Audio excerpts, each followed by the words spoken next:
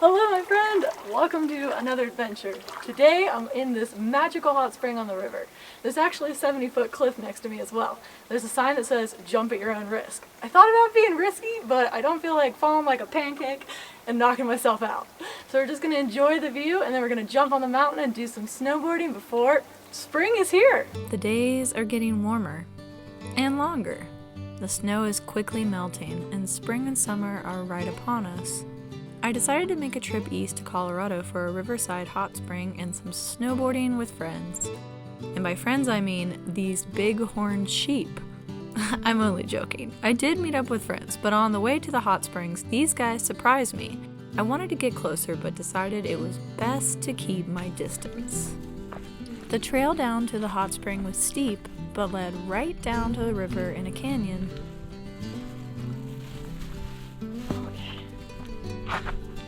Not sliding. Gotta go through the thick of it to get to the best of it. I'm thankful that most of the snow has melted because this is a pretty steep trail. You can just see it at the very top of the mountains. I threw on my suit and kept making my way down to the river.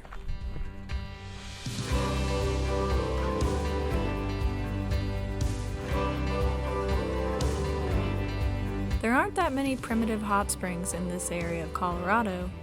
Most of them are hot spring resorts, which have been commercialized. So when I found this one, I was so excited to see what it was like. The hot springs at the bottom of this really steep 70-foot cliff. You have to climb up and down this steep rocky trail to get there. But at the bottom, you're greeted by this beautiful little warm spring right on the river. And you get to enjoy this view. Yeah, it was really steep. I hope you're not afraid of heights. Don't worry, I was very careful.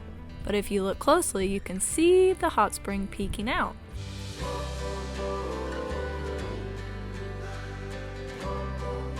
So here I go. I made the hike down the rocky cliffside to the river below and found a perfectly sized rock-lined tub.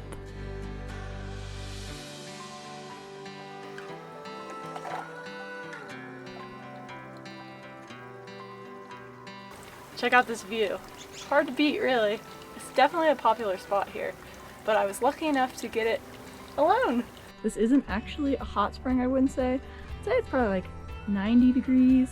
I'd say it's formally a warm spring, but it's still really nice because the sun's actually pretty warm right now.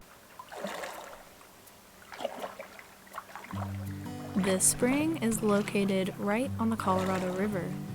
It's a nice mix of mineral-rich hot water and cold river water. You can see little bubbles over here too. There's like actually a spring in the river. Depending on what time of year you visit, it can be much colder based on the water levels of the river. This is the cliff from below where people jump off of. Yeah, pretty scary. It can also be a really popular spot to kayak and raft to, and it gets very busy at certain times. It was pretty clean with very little trash to be seen anywhere, but always remember to respect the area and pack it in and pack it out.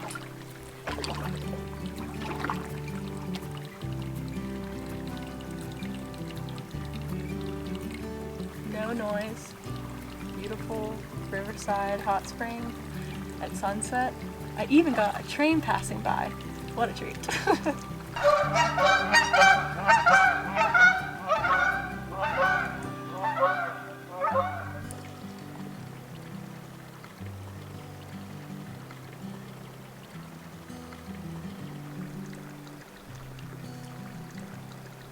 Well, it's getting dark out and didn't bring a flashlight because I didn't think I'd get this tub alone by myself at dusk.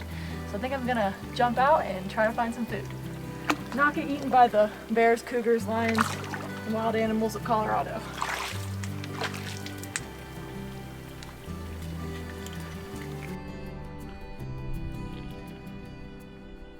It's perfect. Isn't that amazing?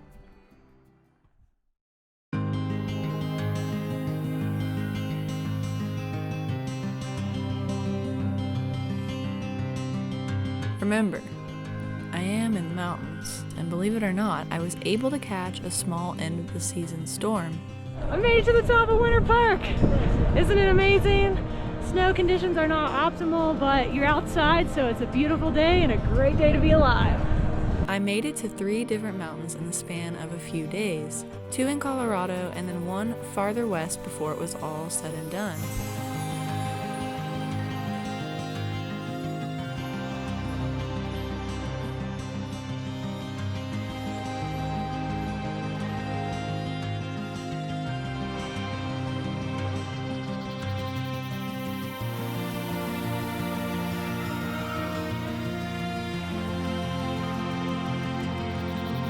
In the end, I got some great views, fresh spring runs, and some beautiful bluebird skies.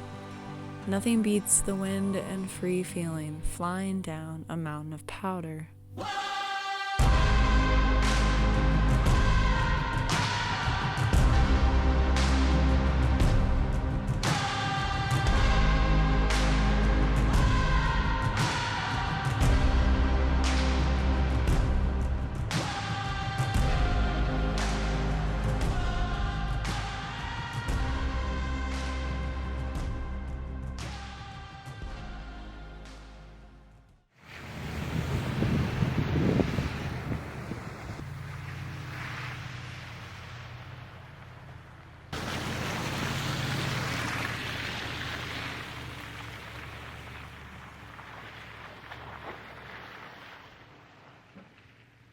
What do you think about my spot?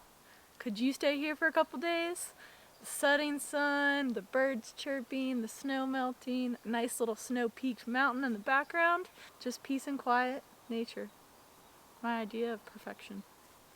There's only about an hour of light left before it gets dark, and I really don't like to drive around at night. I found this nice little slice of paradise. It looks like the perfect spot to relax for a little bit, enjoy the sunset, and then make some food. Figure out where I'm going to head to next.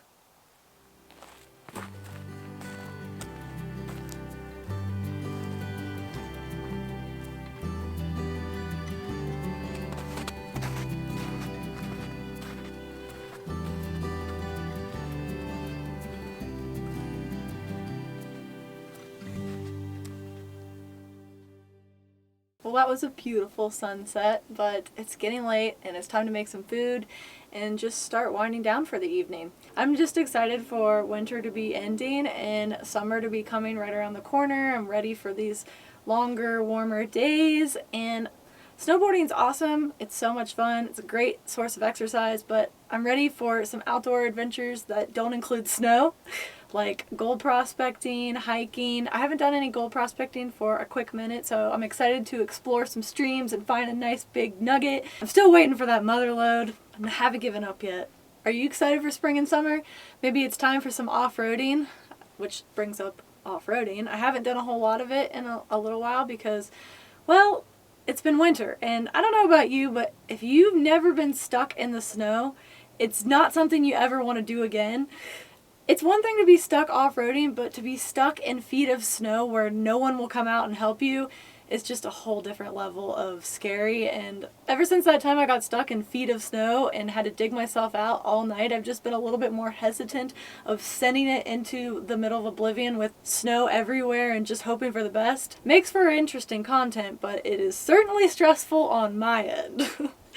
I don't know, it just doesn't sound like a great idea to like get my little house stuck in 4 feet of snow and wait around and be like, well, I guess I'm just gonna wait here until spring rolls around. Which brings up how hungry I am. Tonight, I'm making a new recipe. Don't judge me. It's never really a great idea to make a recipe for the first time on camera, but you know what? Whatever, we're just gonna try it. It's a Thai recipe, and it's shrimp, my favorite. But before I start making dinner, if you like my content and you want to help support it, make sure you try or check out my instant mushroom coffee. It's instant coffee with 7 really interesting mushrooms, including 2 of my favorites, chaga and lion's mane. No, it doesn't taste like mushrooms. It tastes like a delicious cup of coffee, and it's just ideal for camping because you don't have to pull out like a French press or coffee pot. You just need some hot water and a little bit of the instant mushroom coffee.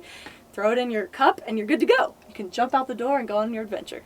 I have a lot of wonderful viewers that love it. I love it. I drink it on the daily. So if you're interested at all in learning more, go to drstraight.com. Then throw me a comment down below and let me know if you like it. Spicy garlic shrimp. It's a Thai dish if you want the spicy adventures. Wow, that's a little hot. We can see the spice and everything. Nice. Serrano's spicy. Apparently you can make it in like 4 minutes or less. I'm not sure that's gonna hold true for a newbie making this recipe, but we'll find out. So let's get started. We are going to make the most important part of Thai food, and that is the sauce. 2 tablespoons of oyster sauce. 2. You can use the vegetarian oyster sauce too. That's actually what this is. Not because I'm allergic to shellfish, but because I couldn't find the real stuff. 2 tablespoons of this really spicy chili paste. 1 tablespoon of good old honey. Cilantro, I'm just going to roughly chop. You can use a green chili or red chili. I couldn't find any red chilies, so we're using a green serrano. Lime slices.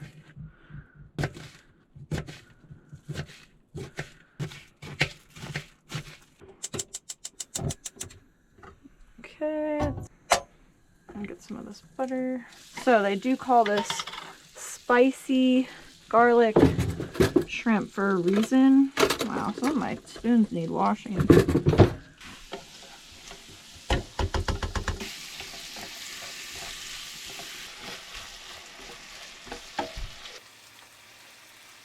Cooking up some shrimpies. Now we take the vegetables, add in the cilantro, green onions, serrano peppers.